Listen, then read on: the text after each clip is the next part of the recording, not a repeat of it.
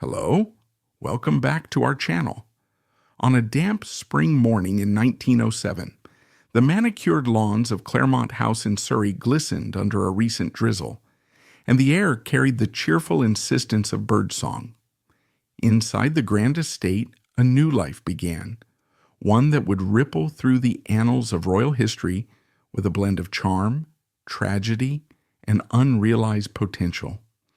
The newborn, christened Rupert Alexander George Augustus of Teck, entered the world with a name as intricate as the dynastic web he was born into. From his first cry, he was a figure of fascination, tethered to two powerful families, three national identities, and a lineage so complex it could fuel a multi-season historical drama. His story, though brief, is a tapestry of privilege, peril, and personality, marked by a hereditary illness, a wartime identity shift, and a fatal collision with the modern age.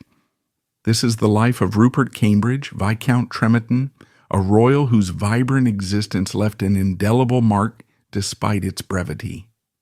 Rupert's arrival on August 24, 1907, was a moment of quiet celebration for his parents, Prince Alexander of Teck and Princess Alice of Albany.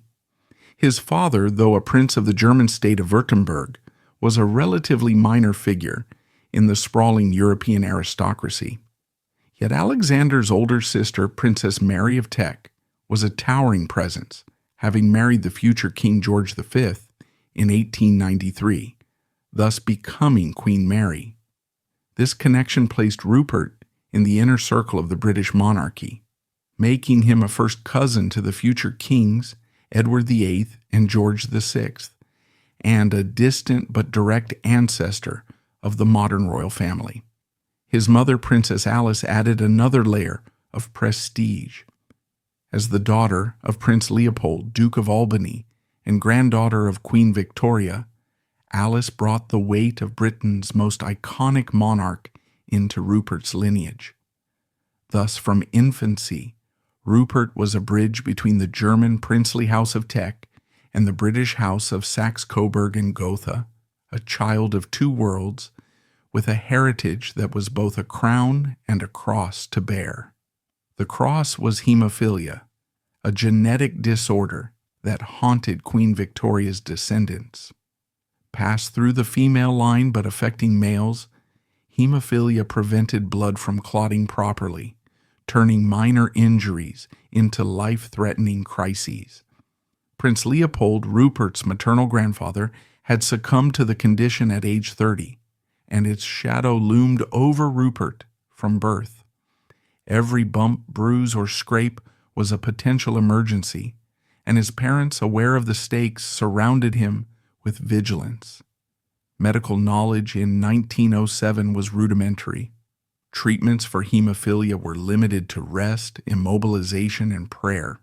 Yet Rupert's early years were not defined by fragility alone. Family accounts describe a bright, curious child with a quick smile and an infectious enthusiasm for life, traits that would define him even as his condition imposed strict boundaries. Rupert's childhood unfolded in the privileged settings of royal residences, from Claremont House to Kensington Palace, where he was raised alongside cousins who shared his rank, but not his medical burden. His parents strove to give him a semblance of normalcy, encouraging intellectual pursuits and gentle play. Tutors noted his aptitude for languages and history, subjects that allowed him to travel through time and space without risking physical harm. Still, the urge to run, climb, or wrestle like other boys was ever present, and family letters reveal moments of tension when Rupert's adventurous spirit clashed with his mother's protective instincts. Princess Alice, who had lost her own father to hemophilia, was particularly attuned to the dangers, yet she also recognized her son's need to assert his individuality. This delicate balance, freedom versus caution, would shape Rupert's personality, fostering a resilience that endeared him to those who knew him. At age 8, Rupert was enrolled at Ludgrove School, a preparatory institution known for educating Britain's elite.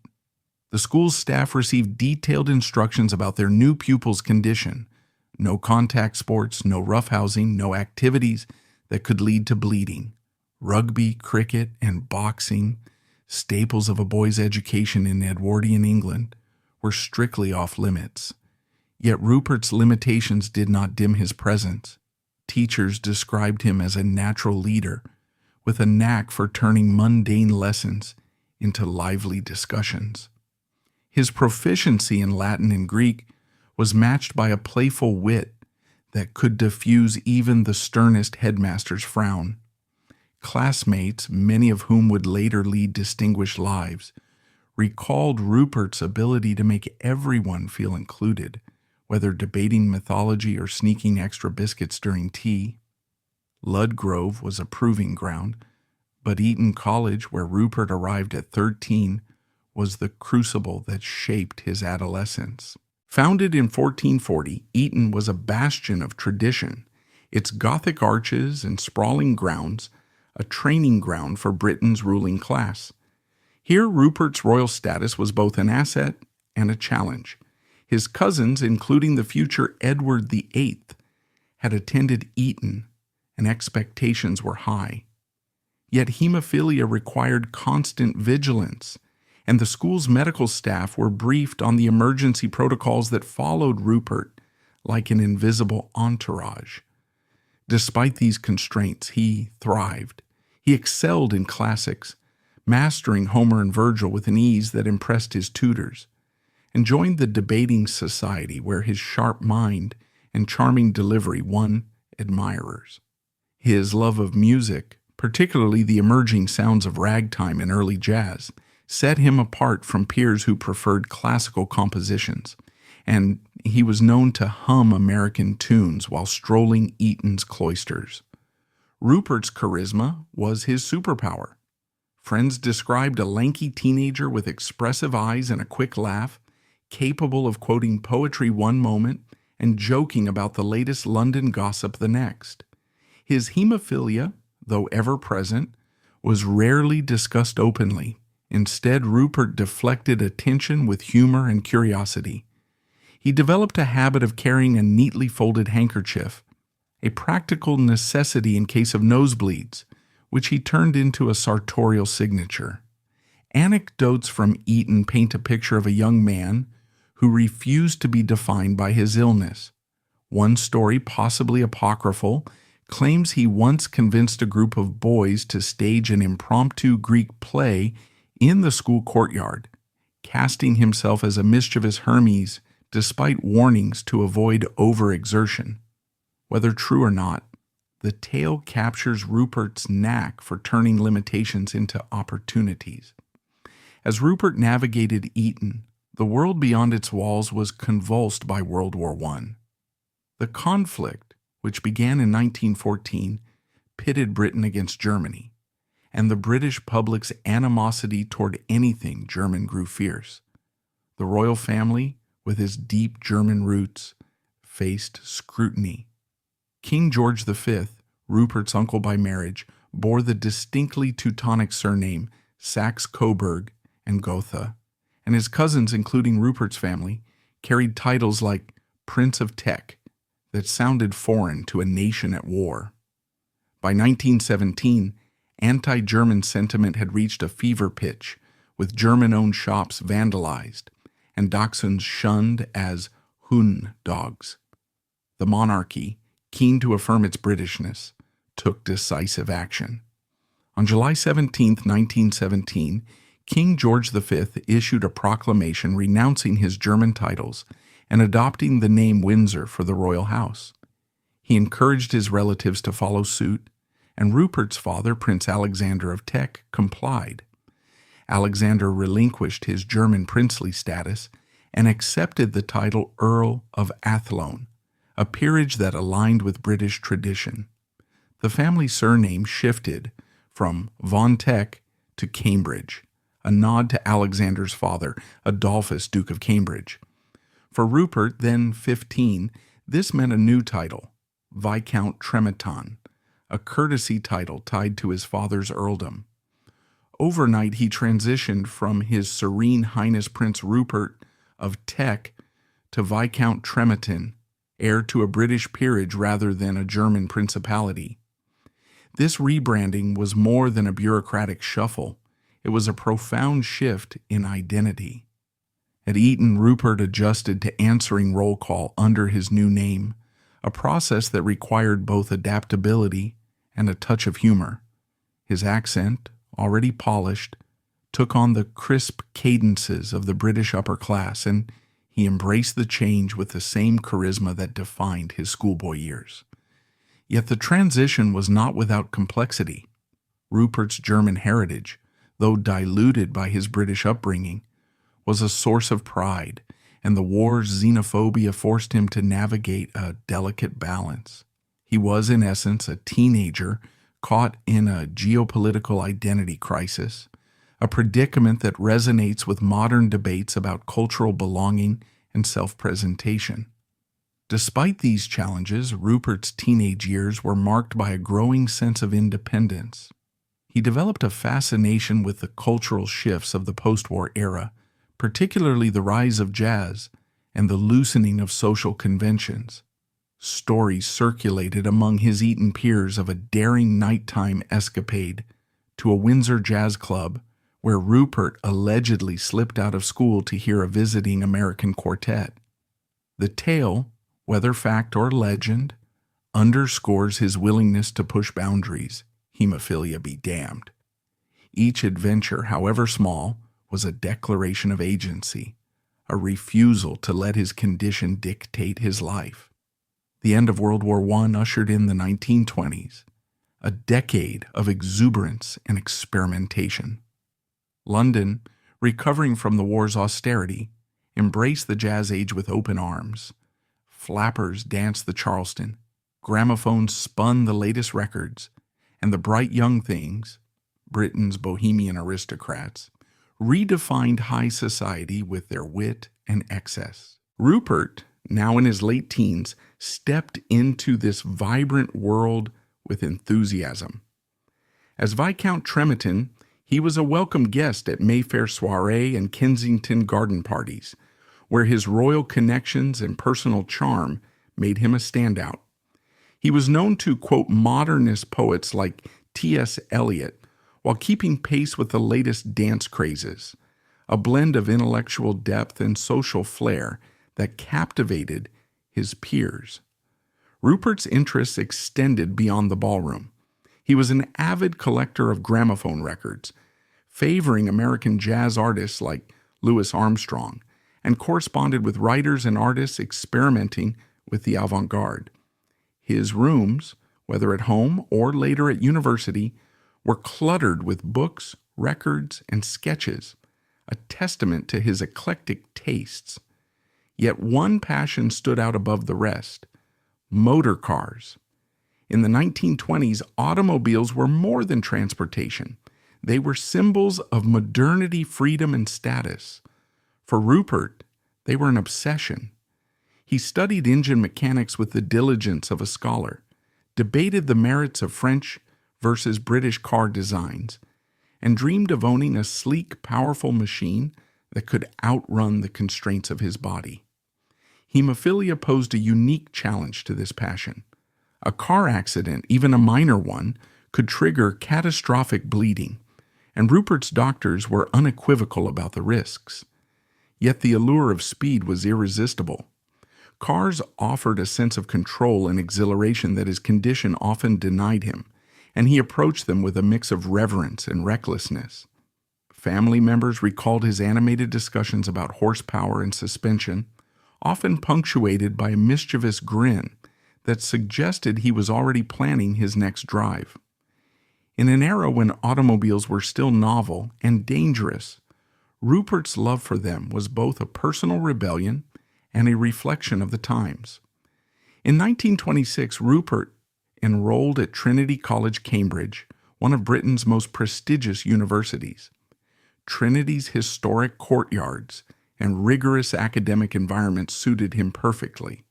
He pursued classics, building on his Eton foundation, and joined the university's debating society, where his eloquence and humor earned him a loyal following. Professors noted his ability to weave ancient texts into contemporary arguments, a skill that made his essays both scholarly and engaging. Outside the lecture halls, Rupert was a social force, organizing picnics along the River Cam and hosting late-night gatherings where discussions ranged from philosophy to the latest automotive innovations. His rooms at Trinity were a microcosm of his personality. Persian rugs covered the floor, a gramophone sat proudly on a table, and model engines were scattered among stacks of books. Friends recalled his habit of turning essay deadlines into theatrical performances, delivering witty monologues about his supposed academic struggles before producing top marks. He was in many ways the quintessential Cambridge man, privileged, talented, and effortlessly likable. Yet his hemophilia remained a constant companion, requiring regular check-ins with the university's medical staff and a discreet network of friends who knew to watch for signs of distress. As he approached his final year, Rupert began planning a grand tour of Europe, a traditional rite of passage for young aristocrats. The tour, envisioned as a months-long journey through France, Italy, and beyond, was both a cultural expedition and an opportunity to indulge his love of driving. He acquired a stylish French car, described in letters as sleek and dark, and recruited 2 university friends to join him. The plan was ambitious: Paris for art and nightlife, Lyon for its culinary delights, and perhaps a detour to the Riviera or Rome. For Rupert, the tour was a chance to seize the freedom he had always craved, to feel the wind in his hair and the road beneath his wheels. On a crisp morning in late March 1928, Rupert and his companion set out from Paris, their car humming with promise. The French countryside unfolded before them, a patchwork of vineyards and villages under a sky of endless blue. Rupert, at the wheel, was in his element, his laughter mingling with the roar of the engine. The group's itinerary was loose, guided by a shared sense of adventure. They planned to reach Lyon by evening, with dreams of further destinations dancing in their minds. For Rupert, the drive was more than a journey. It was a declaration of independence, a moment when the world felt limitless. Tragedy struck on April 1st, near the village of Belleville-sur-Saône, some 40 miles north of Lyon. As Rupert maneuvered to overtake a slower vehicle, the car's tires caught loose gravel on the road's edge. The vehicle veered, struck a tree, and flipped, coming to rest in a mangled heap. The crash, witnessed by nearby farmers, was over in seconds, but its aftermath was devastating. Bystanders pulled the 3 young men from the wreckage, but one of Rupert's friends was already dead. Rupert, unconscious with a fractured skull, was rushed to a small hospital in Belleville, where doctors faced an impossible task. His hemophilia complicated every intervention, as internal bleeding from the head injury overwhelmed their efforts. For 11 days, Rupert lingered, his condition deteriorating as his family, alerted by telegram, raced to his side. On April 15, 1928, at the age of 20, Rupert Alexander George Augustus Cambridge, Viscount Trematon, died. The news reverberated across Europe. In Britain, King George V and Queen Mary, Rupert's aunt, were devastated. The king, known for his stoicism, reportedly spoke of the cruelty of fate, while Queen Mary, who had doted on her nephew, withdrew into private grief. Newspapers, from the Times to local tabloids, published detailed accounts balancing respect for the royal family with the public's fascination with the tragedy. The phrase car crash was still novel, and Rupert's death underscored the dangers of a technology that promised progress but delivered peril. In France, the accident sparked debates about road safety. as rural routes like the one near Belleville were notoriously unforgiving. Rupert's body was returned to England, and on April 20th, 1928, a funeral service was held at St. George's Chapel, Windsor. The ceremony, attended by royals, aristocrats, and dignitaries, was a somber affair, with organ music echoing through the chapel's ancient stone walls. Rupert's coffin, draped in a Union Jack, was lowered into the royal vault, a temporary resting place. 6 months later, in October, he was reinterred at the Royal Burial Ground at Frogmore, near Queen Victoria's mausoleum, a fitting resting place for a descendant of the great queen. His parents, the Earl and Countess of Athlone, stood resolute, their grief tempered by the demands of protocol. The Athlone earldom, they knew, would end with Alexander, as Rupert's death left no male heir. The public response was profound. Letters of condolence poured into Kensington Palace, many from strangers moved by the story of a young nobleman cut down in his prime. For genealogists, Rupert's death was a poignant footnote, a reminder of Hemophilia's toll on Victoria's line.